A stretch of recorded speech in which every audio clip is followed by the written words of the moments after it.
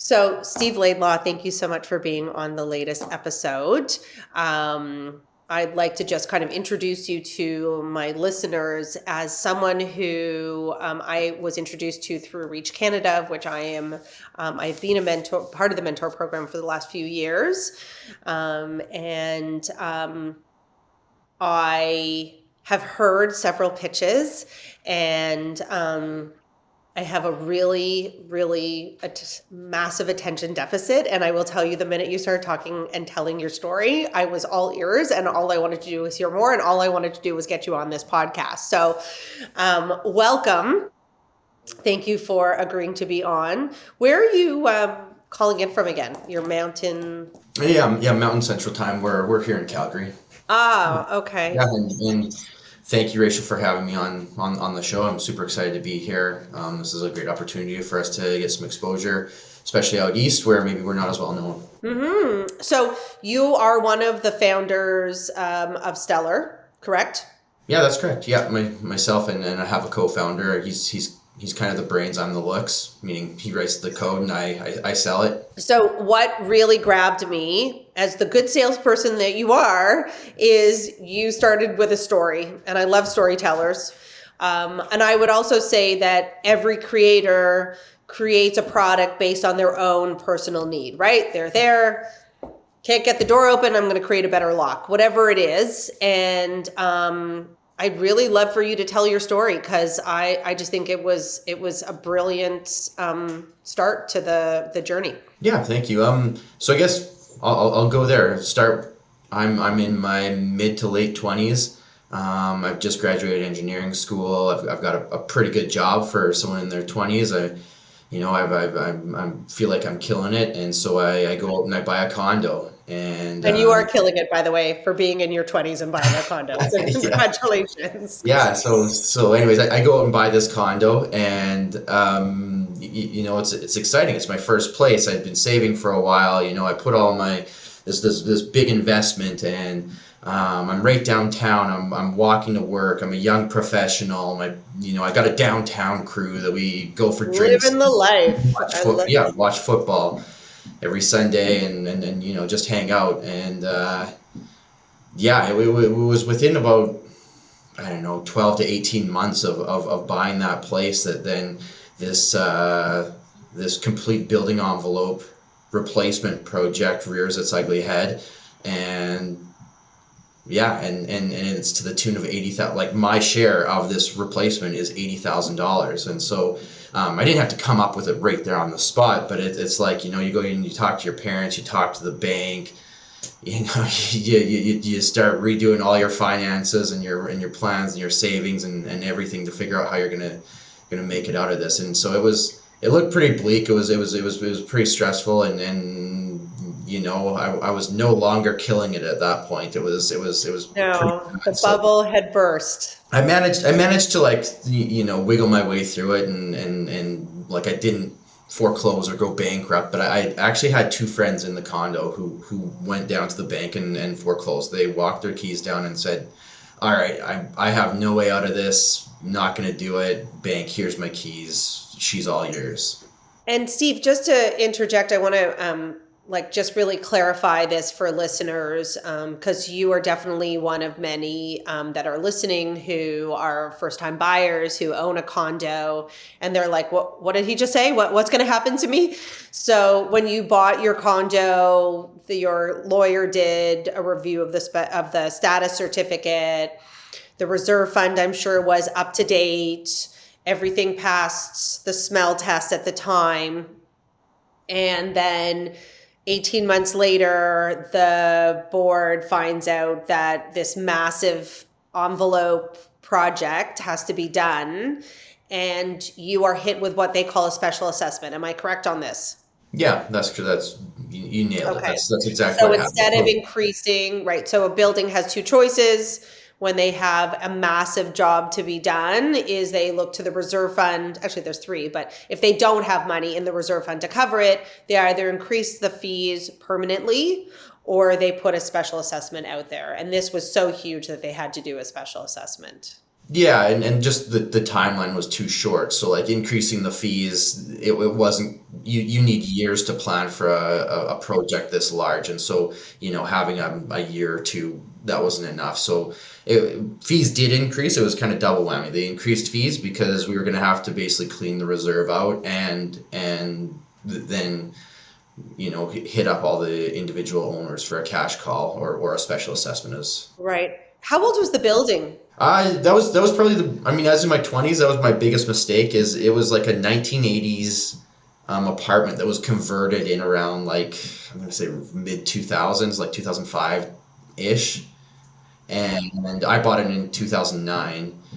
So it was maybe 4 to 5 years having been converted. So it was kind of pig on a lipstick. Like, it looked all shiny and new and nice because they'd done just some basic updates and things like that. But it was technically an old building, and yeah, and so just Lipstick being on a pig, my being favorite. someone that wasn't, and like the reserve fund study was what it was, and the condo doc review was what it was, like that has the potential to catch that, or to identify that there's this risk, or that's what you may have to be prepared for. But neither of those caught it. Neither of those identified this issue. And I guess the way it went was there was a balcony that was starting to list a little bit, and so we hired a local engineering firm to come and inspect it and do kind of like basically just inspect that balcony. They identified that, yeah, there was something wrong, and it was a little, kind of structural,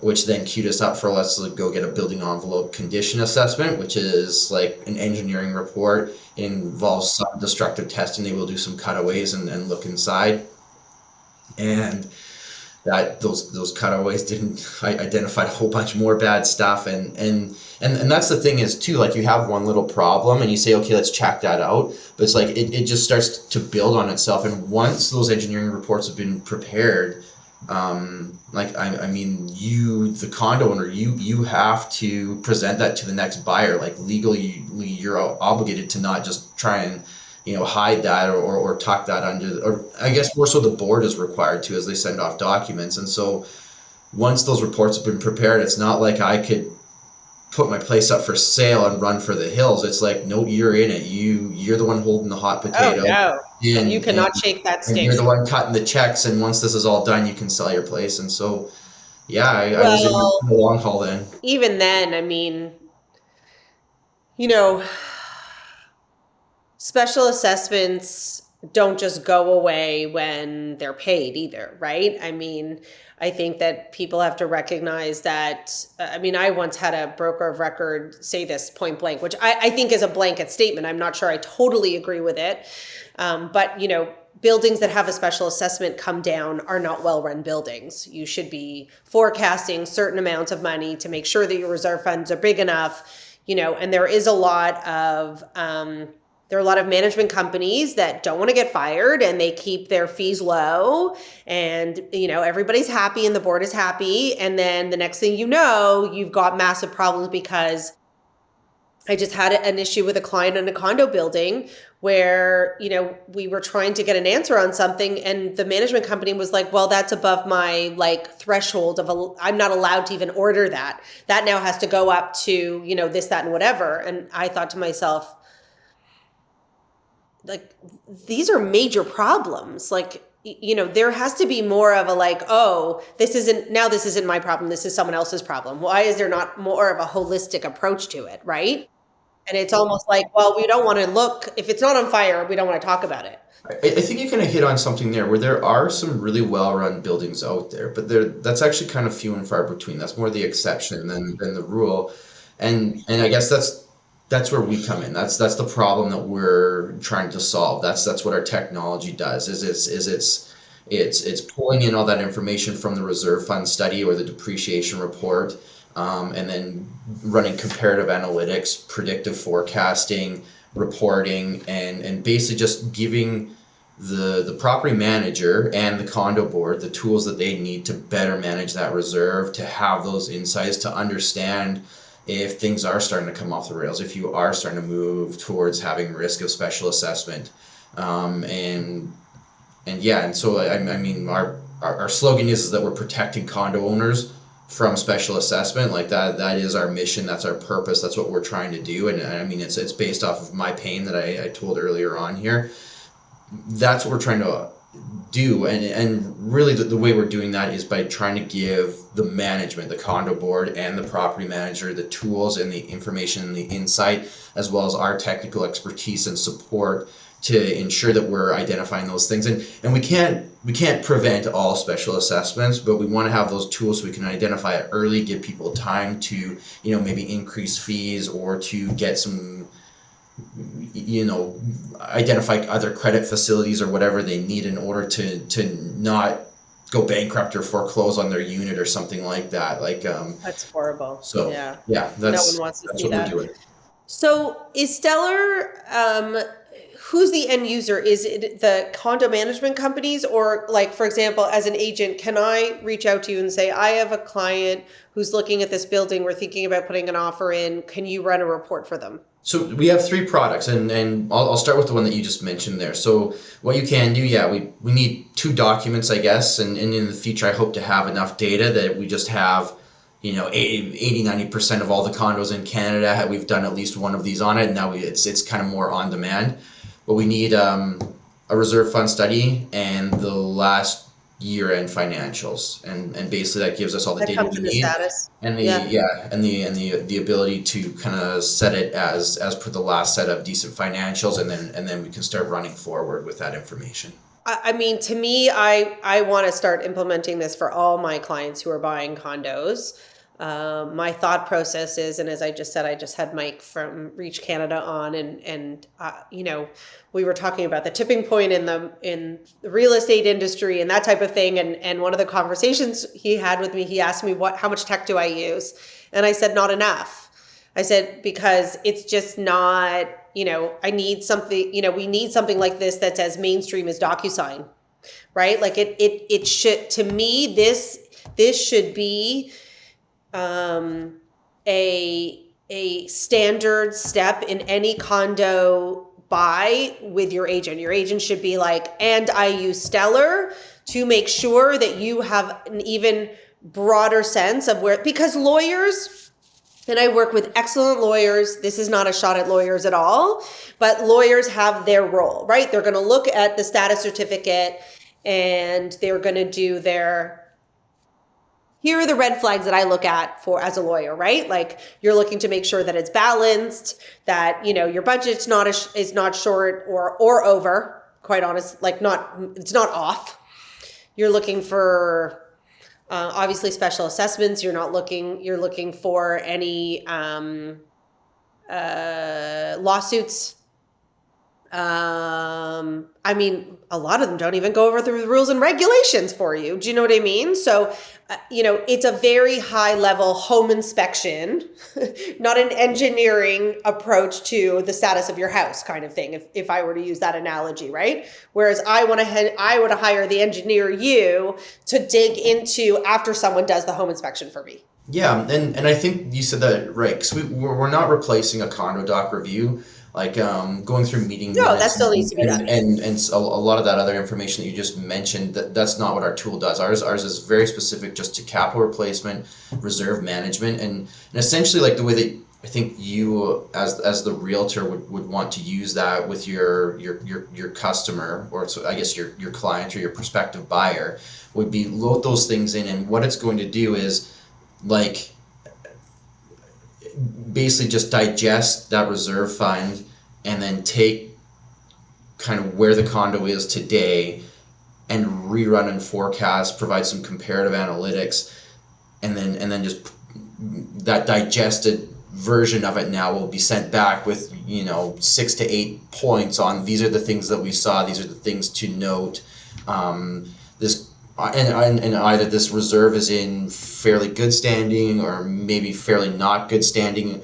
Either way, we're not trying to prevent the sale. It's more just that information so that even you can go back and say like, hey, we're identifying that there's a very high risk of, I don't know, a $20,000 special assessment for my client in the next 5 years, and that's maybe a negotiating point then.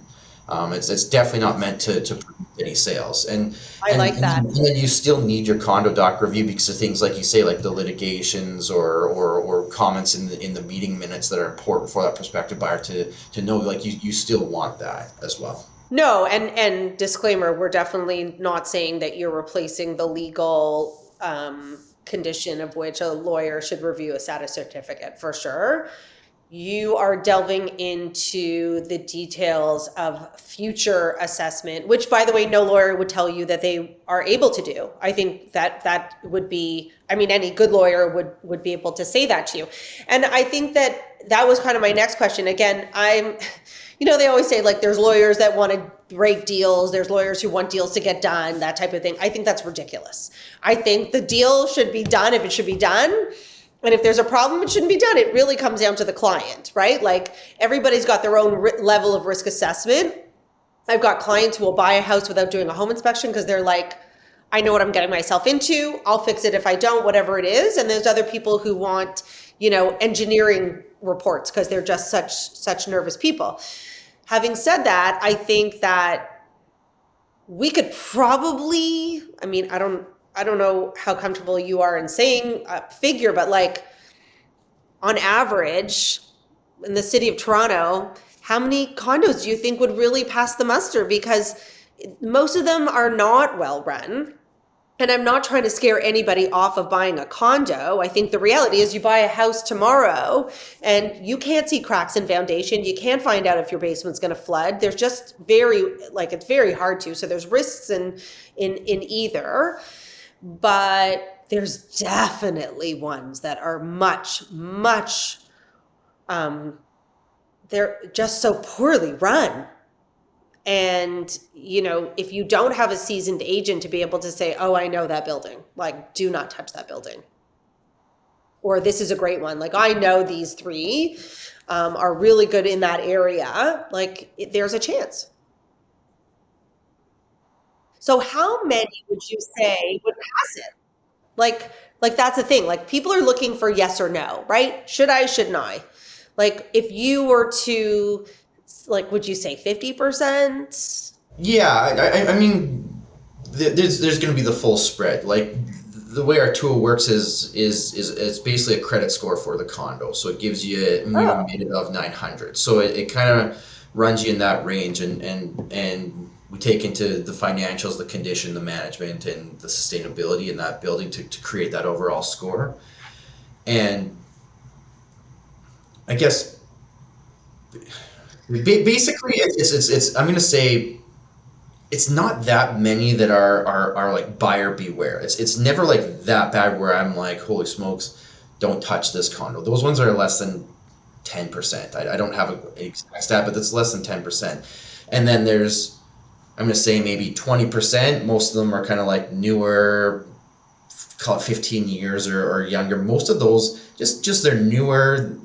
Most components in a, whether it's HVAC or windows or siding or roof, have like a 25 to 50 year life, like design life on them. And so if you're in that 10 to 15 years, you should have another 10 years of where that building is still technically pretty new. And if it's new, then it's even longer.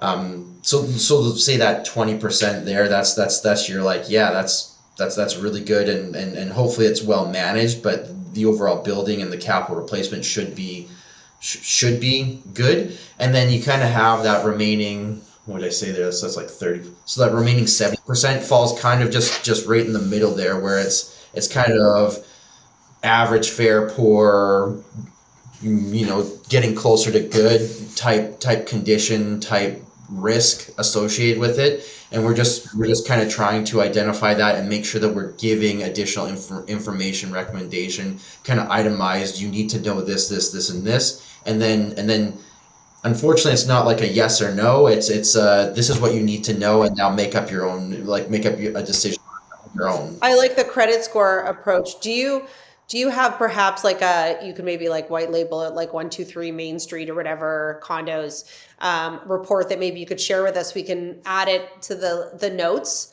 of the show. And then people can get a sense of what that report might look like for someone who would be interested in doing that.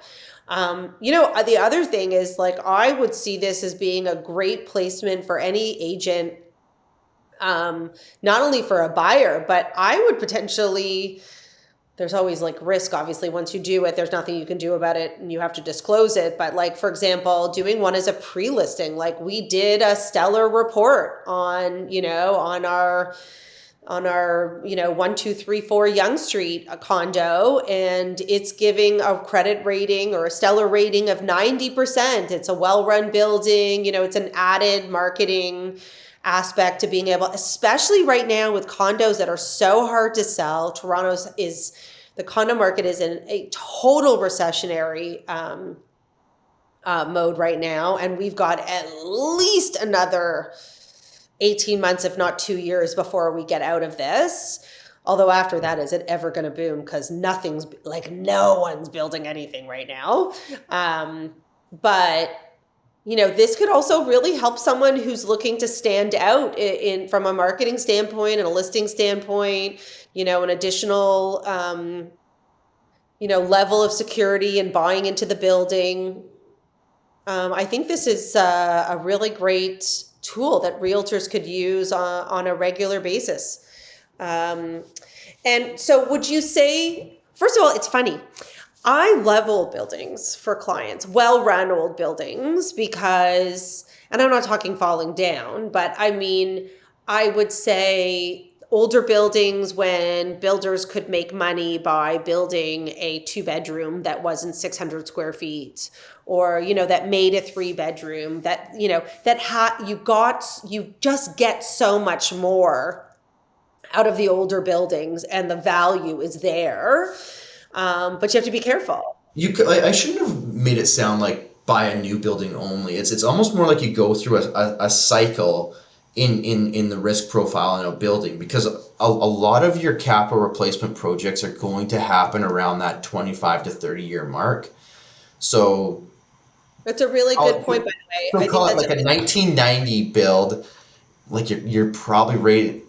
Sorry, I'm doing a 1995 to 2000 build. You're probably kind of right in the thick of it right now. Like there's probably a lot of like replacement and repair, and there's probably scaffolding all over your building, or is going to be, and so those are just a little bit higher risk. And it's not even that I would say don't buy there, just be aware that that's the age of it, and that's what the potential risk is.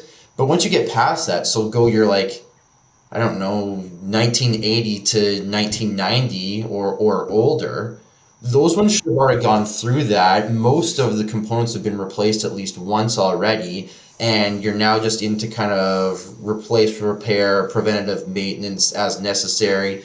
You've probably learned your lessons along the way, and if you have a good manager, it's probably well funded. The fees are set where they need to be. You have great understanding of what that building needs. And so I think you're absolutely right that some old buildings can be really great opportunities for prospective buyers, just because they actually are ready to go. It's more, you think you're buying a relatively new building and it's 15 to 20 years old, and then I own it for 5 years, and now there's scaffolding all over the building for the next 2-3 years. For sure.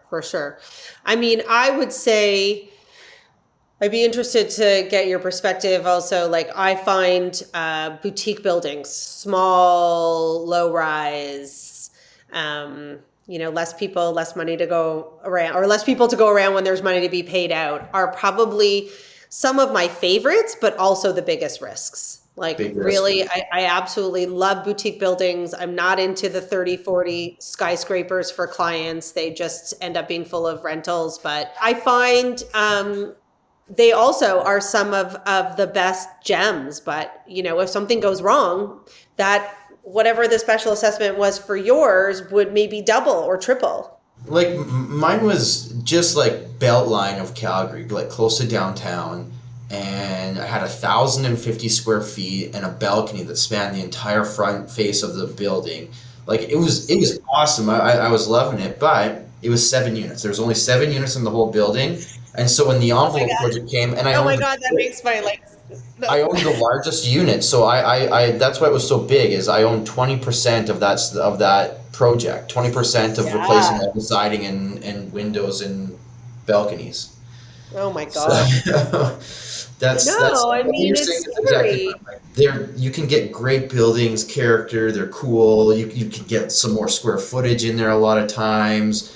You probably know your neighbors better. There's all sorts of great things about buying into that market, except for that if you need to replace the entire envelope, you might be cutting a pretty big check.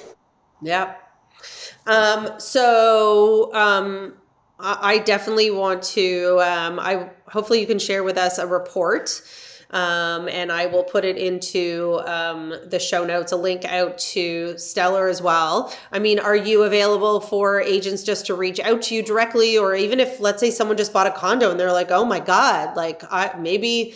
I feel like I want to do more diligence in what's going on, and I want to understand, is there a way of consumers to reach out to you and pay for this report? Yeah, yeah, absolutely. Best way is an email, so it's slaidlaw at stellar.io, and We will put in the show notes as I'll well. provide some sort of contact detail, however that's Yeah, done. yeah, we'll definitely do that. And you're available, let's say across Canada, the US.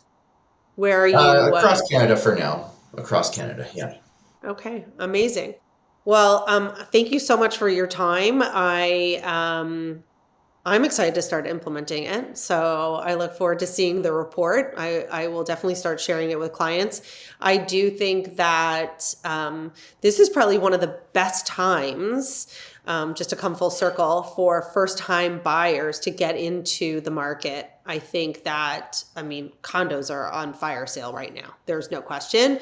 Um, Good condos, harder to find, only because they just don't build great, good condos anymore, to be quite honest.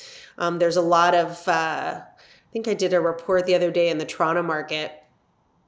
Something like 60% of all condos that were for sale were either 0 or 1 bedroom condos. When looking at like larger condos or 2 bedrooms, really, really hard to find. But if you are like a young professional, you've got some money to invest into your first place, I think this is one of the best things. And what a better way to make sure that you don't repeat Steve's story, which is a painful one, but to use your services. So thank you so much. I think this is great. I love new tech. Okay, thanks so much, Rachel.